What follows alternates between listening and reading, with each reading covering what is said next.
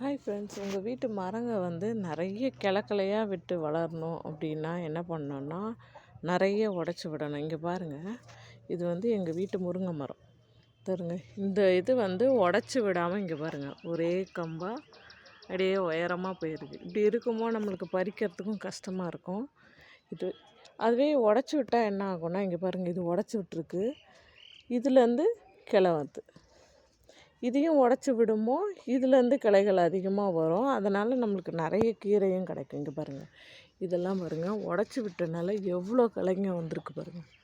உங்களுக்கு இதிலே தெரியும் பாருங்கள், எத்தனை கிளைகள் வந்திருக்கு பாருங்கள். அதனால் நம்ம வந்து அப்படியே உடைக்காமல் விட்டோம் வளரட்டும் அப்படின்னா இப்படி தான் நேராக ஒரே குச்சியாக வரும். அதுவே உடச்சி விட்டு வளரும்போது இப்படி நிறைய பக்க கிளைகள் விட்டு நம்மளுக்கு நிறைய கீரை கிடைக்கும்.